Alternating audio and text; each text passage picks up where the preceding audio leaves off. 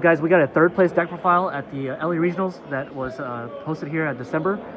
So what did you play and what is your name, by the way? My name is William. William, nice. I played Purple Luffy. There you go. Not much purple Luffy in the top 8. Is it? Why do you think that is? Do you think the players are not adapting well to the meta, or is it just too new of a leader? It could just be matchup, honestly. I feel like I didn't really have too many horrible matchups. There's a lot of Sakazuki. Yeah. And I drew pretty decently against them. I see. I do think the deck is better than people give it credit for. It's very simple, it's straightforward, and I think this is good. So like you know what your game plan is. Just play big dudes and just beat your opponent down. And I see. It's a little underrated, I guess, because the game plan's simple and you can actually do it pretty well right now. Is that your best matchup, Sakazuki, or is it your best matchup against Anel? I'm not even sure. The testing, yellow was a lot easier than how it felt today, but Sakazuki felt much harder than it felt today. So today, Sakazuki definitely felt like my best matchup. Okay. Yeah, and I think it's just draws. Okay, and your one loss in the tournament was to? My one loss was to the NO in the finals. I see. Nice. Okay, let's check out your deck profile. Cool. So we have... Is your normal mat here? 3 Jack Gatlings. Very good. The deck runs a lot of cards that don't have counters, so if you clean up your hand, and I do think counters in this deck are super important because you want to keep your cards alive and just keep hitting them in the face. Okay. 2 Sheepsworn. This is probably my favorite card of the day. It was really strong at closing out games because there are a lot of players who will just leave one blocker out and basically try to rely on that to keep their life alive. And if you can just basically make it go rested and just go past it, it usually seals the game. Okay, so set 2 card, huh? Oh, set 1 card actually. Yeah, this is set 1. Yes. Very good. I felt like it won me every game I played it. Okay, cool. Then we have... I'm missing one. We have page 1. Pay. And we got ulti. I have 4 ultis. Very good. Ulti is incredible, 2k, and let's see play the page 1. Though I feel like it depends on the matchup, but usually I didn't want to play ulti on turn 2 because the minus dawn usually hurts, and I really wanted to follow up with poly most of the time. Okay. And the early -1 usually doesn't work out for how I play. Okay. But page 1, the 6k vanillas, along with the others, are really powerful. One of each. Like one of each because I'm extra. But yeah, they're really good. A lot of times hit them in the face for 6, make them have an answer, and usually they can't use every 2k. Right. So all the 6ks feel really good. Do you prefer to go second or first with this deck? Depends on the matchup. Against Sakazuki, I wanted to go second every time. Okay. Against Eno, I want to go second because usually it's the Magellan. Yeah. Magellan's really good into them, and if you go second, you can actually use your minus dawn stuff because you want to be able to play poly on turn 3. Okay. So if you go second, you can still play the ulti, you can use the effect, and you can still poly the next turn. Got it. Okay, let's check out the rest. So long, block the long. This card I was really underwhelmed by. I only triggered the effect. I didn't trigger the effect 1 time. I see. And I only played him as a blocker maybe like 2 or 3 times. Usually I just pitch it for the counter. It's good enough, I guess. Yeah. But in general, the players have to respect it because this card can be really good later. Okay. But same deal as with the ulti. I don't want to play this turn 2 because I want my dawn. I see. Smart. So one of the stars of the deck is Magellan. This card's insane. If you can play this on turn 2, you set your opponent back really hard and usually just break the curve. I got really lucky today and I was able to do double Magellan a couple times. So I did 3 Magellans in one game, and he's just insane. Yeah. And your opponent always has to find a way to play around it because they can't kill this. Okay.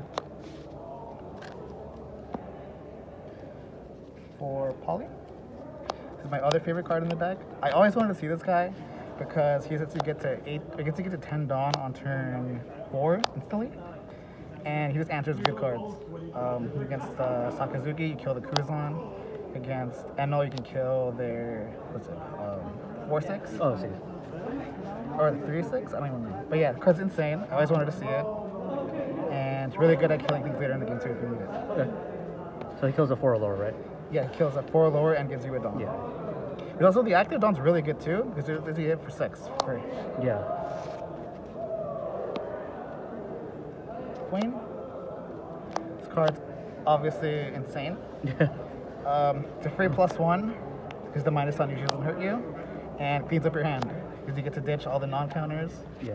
and you get to keep all your counters in your hand. And being a blocker, it's incredible. Yeah, that's why it's $30, I think. Yeah, it was like 30 or 35. Yeah. It makes sense. It's so good. Maybe I'll go down. We'll see. Just a free +1 can't be understated. For the kid. Wow, you maxed out everything. Wow. This card is excellent. Feels really good. I always tried. My dream curve is basically going poly into this with the queen, Yeah. and to get free card advantage, have 2 blockers. You get to fill out your board, and yeah, the free Dawn is just insane because you get to get attack for extra 1,000, and the blocker itself is incredible. Got it. Love this card. Then I have for my 7th, the 7-drop kit. Okay. This card, it's okay. Being your leader at 6K is very good sometimes, especially with the kid. You get to get a bunch of mana, or get a bunch of Dawn, Yeah. and it feels really good sometimes. Other times, he kind of sits that in your hand, especially if you don't need him that soon, because he has no counter. But he's good. I feel good about playing 3, maybe 2 would be better, but I don't think I play 4 because he did clog my hand sometimes. I see. And then to fill out the 4 slot, I played Urashima. This card's pretty underrated, I think. Yeah, The he's a big counter's guy. good. And especially in like the mirror, they can't answer this. And just swinging for 9 is very good. Especially against Sakazuki, they can't have all their removal. So this can actually sometimes stick around and it feels good. Yeah, it does. And then we have 2 Kaidos. I kind of wish I had 3. Okay. Just because I wanted to see this every single game. But there would be times where he just sits out in the hand because he doesn't have counter. Okay. But he feels really good to play, especially after poly. And just getting to pop a blocker in his swinging face is really good. Okay. So you would play 3 moving forward. I probably would play 3, but I'm not entirely sure because it's easy to drop like a law, but I maybe would drop like 2 laws to play a 4th Gatling and a 3rd Kaido. Just to keep it from breaking. So law is just basically a mind game Yeah. that you may or may not Yeah, I have. feel like you don't even have to run the law. People respect it either way. That's so funny. Then we have my 2Ks. X Strike and Double Finger. Okay. I didn't even play them one time, though when I tested it, I did think Double Finger was really good. Especially against like Lar Zoro, you don't really want to take the life, which is a ramp you can use. X Strike, I kind of wish I played this more than I did. I don't think I played him a single time. But just getting to discard a card on play is really powerful, and I think he's better than the other options. Okay. Cool. The other consideration would be the Khalifa, but I felt like I don't really want to play with the 2Ks, and she has to actually survive to get her draws. Yeah. And I just feel like Double Finger's better for the unplay. Okay. So it looks like you put a lot of thought into this particular deck. Yeah, I looked through a lot of like articles and checked a bunch of lists, Yeah. and I just wanted to find what works best for me. And I'm really happy with how the deck performed overall. Yeah. And yeah, I wouldn't change too much, and I'm happy that I played this deck. Okay. Cool. Any shout outs you want to give for any of your shops that you are from, or state, city, whatever? I don't really play at any locals. I'm still a little new to the game, I see. but New I to the would- game. Yeah. Okay, so you're a prodigy basically. I don't know about that, but Here's the prize that he won. It was a Whitebeard exclusive card with Marcos. So really pretty cards. finalist cards, Yeah. Jozu. A Jozu. And the one yeah, all right, cool. Thank you, William, for your deck profile. Thank you. And hopefully more people will be on Purple Luffy this time. Hope so. It's a good deck. It's really good. It's not too difficult. I think it's perfectly fine in the meta. Yeah, yeah. Okay, cool. I'll see you in the next one.